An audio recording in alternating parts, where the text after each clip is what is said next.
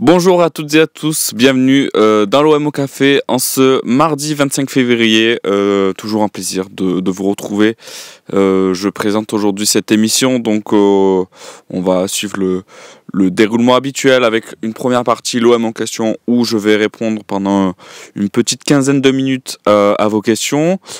Ensuite, il y aura la partie décryptage où j'ai choisi personnellement d'aborder le thème autour de Valentin Rongier. Et enfin, en dernière partie, on évoquera, vous aurez surtout l'occasion d'appeler le standard du Phocéen, et pendant, pareil, une petite quinzaine de minutes, on discutera avec les personnes qui souhaitent passer à l'antenne. Je vois que vous êtes déjà très nombreux ce matin, c'est un plaisir. Je vois les habituels qui sont toujours là: Saona 13, Paris Chienne, Alfredo 80, Massilia 25, Asket 93, Loïc Lucho, très beau prénom. Ça me fait toujours plaisir de voir ton chat, ton pseudo à l'antenne, et je vois que vous êtes déjà très mobilisés, et je vois surtout que ça parle déjà de l'arbitrage contre Nantes. Ce dimanche, la Ligue a désigné Madame Stéphanie Frappart pour cette rencontre. Je vois que Sauna 13 a expliqué la serette, comme on l'appelle aussi au Phocéen. On va dire que c'est une bonne nouvelle. On sait qu'elle a des belles références en tant qu'arbitre sous un match de l'Olympique Marseille. Le dernier match qu'elle a arbitré d'ailleurs cette saison, c'était la victoire 3-1 des Olympiens à Toulouse, avec l'expulsion de Magri, si je me trompe pas. Donc écoutez, on va dire que c'est une bonne nouvelle après les récents événements qu'il y a eu, notamment contre Auxerre. Donc même s'il y a 25 qui n'est pas d'accord, qui dit Frappart, c'est là, elle est nulle. Ok, bon, écoute... C'est ton avis. C'est vrai qu'elle a été souvent critiquée par d'autres clubs de Ligue 1 notamment, mais avec l'OM, comme je l'expliquais, elle a jamais été très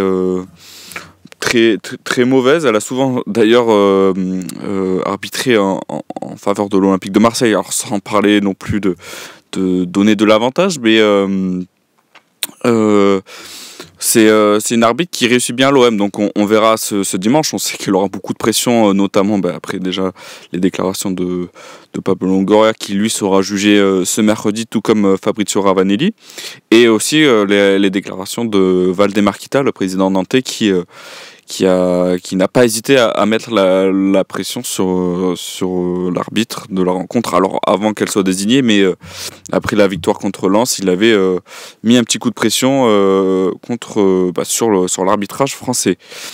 Je vois une question de Massilia 25 qui me dit: est-ce que je suis d'accord si Rongier et Mopé doivent rejouer? Alors Rongier, comme je vous ai expliqué, on en parlera dans une deuxième partie, dans la partie décryptage, mais Mopé, alors pour le coup non, je pense pas. C'est un bon joueur de sortie de banc, mais je pense que Gouiri pour l'instant répond pleinement à ce que demande Roberto De Zerbi. C'est un joueur qui, dans les petits espaces, est très très utile, qui est capable aussi de finir les actions. Alors contre Auxerre, ça a été un peu le contre-exemple, où il a cette occasion à la 50e où elle n'est pas évidente, parce que le ballon en profondeur est parfait, mais il pique mal son ballon, donc là-dessus ça vient contredire ce que je viens d'expliquer. Mais c'est un joueur qui, depuis son arrivée, fait beaucoup de bien à l'OM, notamment offensivement, et contre Auxerre, je trouve que ça a été l'offensif le moins en difficulté. Donc non, je laisserai Gouiri, et je laisserai en tout cas même le même trio d'attaque, que ce soit donc Rabiot, Greenwood et Gouiri.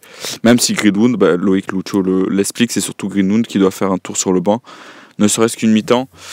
Je suis pas forcément d'accord. Alors, je partage l'avis, et on en a fait hier une partie dans le talk où on expliquait: est-ce que Greenwood est toujours intouchable? Alors forcément, ces dernières prestations sont plutôt décevantes, même très mauvaise, si on doit être franc, mais je pense que c'est quand même le meilleur joueur offensif de l'OM actuellement. C'est un joueur qui, c'est un peu la star de l'équipe, surtout offensivement, donc je pense que c'est un joueur qui, s'il retrouve la plénitude de son talent, peut débloquer beaucoup de situations. Alors c'est vrai, Je vois dans le chat, vous êtes RF 06400 qui dit Greenwood doit aller sur le banc. Vous êtes pas mal à vouloir Mason Greenwood sur le banc contre Nantes. Moi, je lui donnerai encore de la confiance. Comme je vous dis, c'est un joueur, je pense, c'est un des seuls joueurs dans l'équipe qui est capable, sur un jet, sur une action, sur une fulgurance, de créer un peu de danger au sein des défenses adverses. Donc, je le laisserai titulaire. Mais pour le coup, après, s'il continue à enchaîner plusieurs matchs de ce niveau, je serai d'accord pourquoi pas le mettre sur le banc des remplaçants. J'ai FCM 13014 qui nous dit Greenwood a besoin d'une piqûre de rappel, et je vois aussi, c'est Massilia également qui expliquait que son attitude parfois dérangeait. Alors pour le coup, je vous rejoins, son attitude est parfois un peu frustrante, dans le sens où à la perte de balle, c'est pas le joueur qui va faire forcément les efforts pour récupérer le ballon. Comme le disent un peu les Anglais, il a un body language qui des fois est un peu dérangeant, ça je suis d'accord, mais c'est peut-être un joueur nonchalant, on en a connu plein. Alors je le compare pas à Messi en termes de talent, mais Messi a toujours eu une expression corporelle qui a dérangé, et pour le coup c'est un des meilleurs joueurs de l'histoire du football, même si pour certains c'est le meilleur. Donc c'est vrai que son attitude est à revoir, mais je doute pas, c'est ce que expliquait d'ailleurs Dominique Sapia, ancien kiné de l'OM, je pense qu'il doit avoir une discussion avec Roberto De Zerbi entre quatre yeux, et le but c'est de lui redonner de la confiance, parce que je vois pas sur le banc qui pourrait jouer son rôle au sein d'attaque marseillaise. Alors on va changer un peu de thème. Alfredo 80, la hype d'Edic est vite retombée. Tu penses pas qu'il faut essayer à droite et Luis Enrique à gauche? Alors forcément, l'entrée en jeu de Dedic contre Auxerre ne va pas forcément dans son sens. Alors pour le coup, c'est l'équipe en général qui a été en difficulté à Auxerre, donc je vois pas Dedic en dessous des autres. Pour le coup, c'est vrai que son entrée en jeu n'a rien apporté. Il a essayé de percuter à plusieurs reprises sans réelle réussite. Mais par exemple, si on se souvient de son entrée à Saint-Etienne une semaine plus tôt, je l'avais trouvé très intéressant. Alors Saint-Etienne avait déjà lâché le match. Saint-Etienne perdait déjà de 4 buts à 1 ou 5 buts à 1. Et donc peut-être le match était déjà joué, donc c'était peut-être un contexte qui était beaucoup plus favorable, mais j'avais vraiment envie de le voir, comme on en avait parlé sur le Phocéen. J'ai eu la chance d'interroger un journaliste qui suit le Red Bull Salzbourg, club où évoluait Amar Dedic, et il m'en a dit que du bien. Alors c'est un joueur qui était capitaine de Salzbourg, donc en Autriche, c'est pas n'importe quel club, même si cette saison c'est beaucoup plus compliqué pour le club autrichien, qui en Ligue des Champions a une certaine expérience. Donc en vue de la saison prochaine, ça peut être très intéressant d'avoir un joueur qui justement déjà a cette... oui, j'ai vu vos messages dans le chat, j'ai fait un petit lapsus, comme on dit, mais écoutez, je sais que vous êtes là pour le souligner, mais je m'en excuse. Mais donc je reprends sur ce que je disais. C'est en Ligue des Champions, c'est un joueur qui a des références, qui a su être décisif malgré le parcours compliqué de Salzbourg.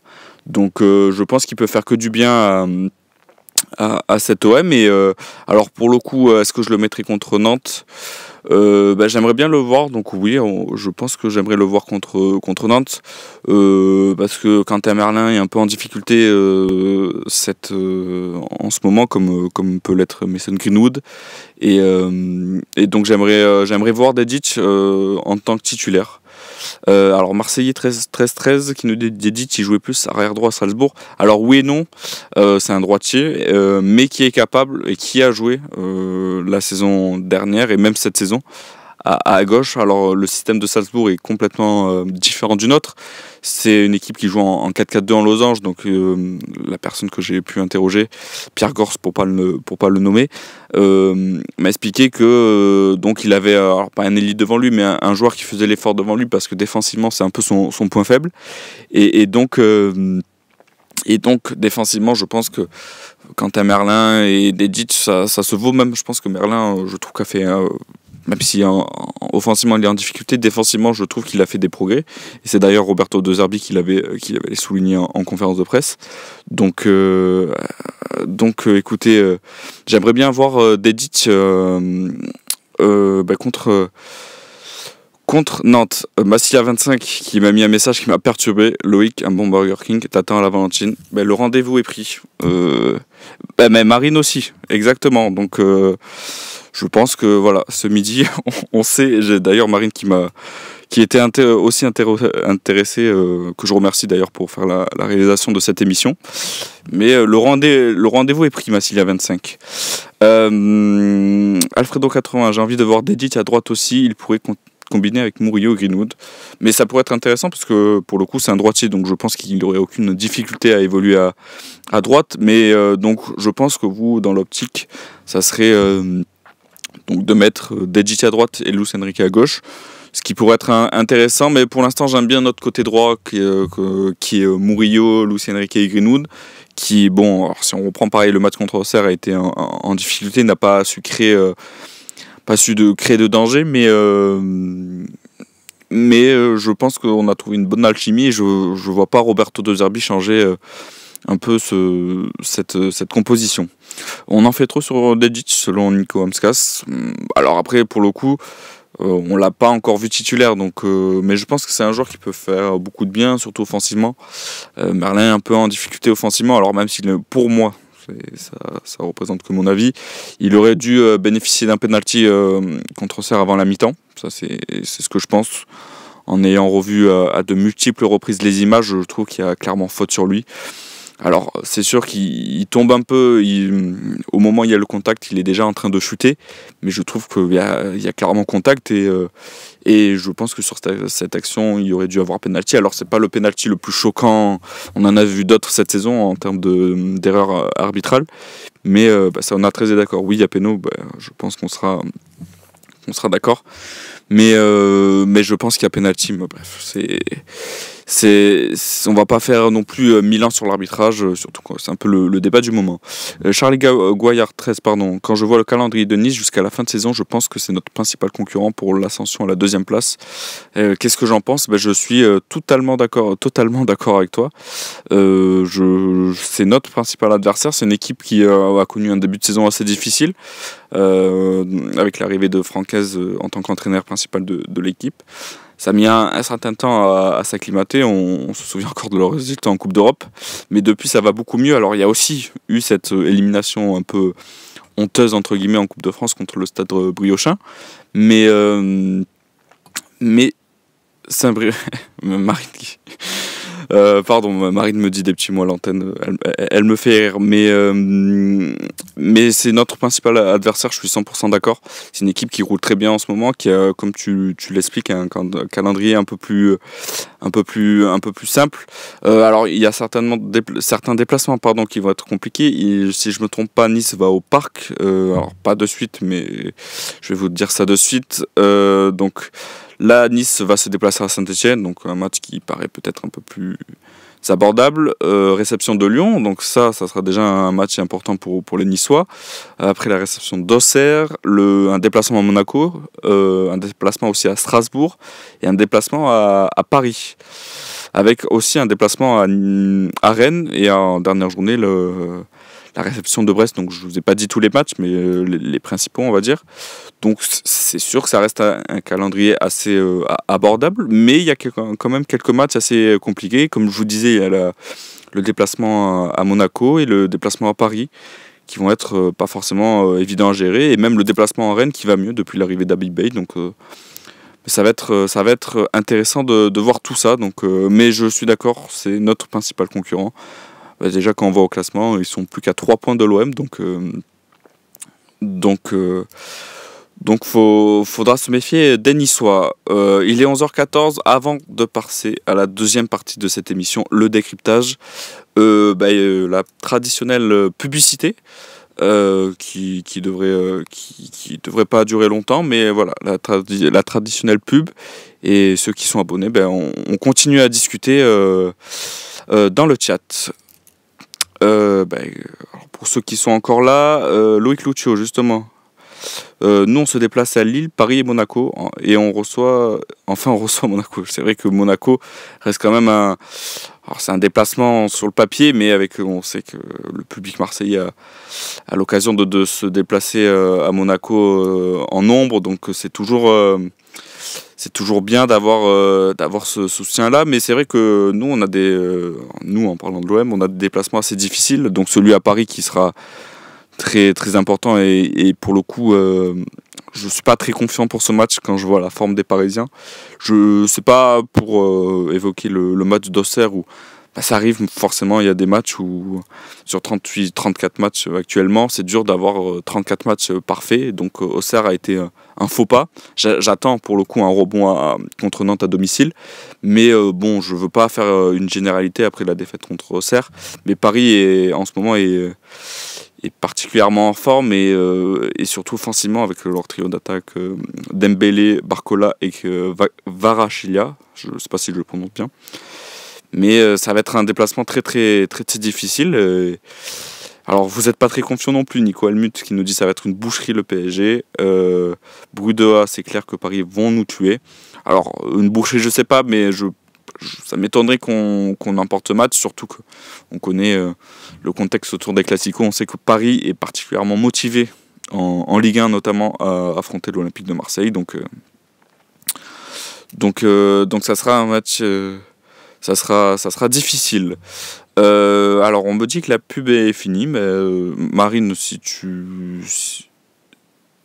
eh ben alors, je vais continuer quelques secondes et après on lancera la deuxième partie. Une dernière petite question, Massilia, on parle encore du match contre Paris. Massilia 25, Paris, on va en prendre 4. Pareil, je pense pas qu'on va prendre une énorme défaite, mais je suis pas très confiant. Déjà, je pense qu'un match nul serait déjà un très très bon résultat, donc on verra bien. C'est le match le 16 mars, excusez-moi. Prenez note et bien sûr le Phocéen sera en direct pour vous faire suivre toute cette rencontre. La pub est terminée, on peut passer désormais à la deuxième partie de cette émission.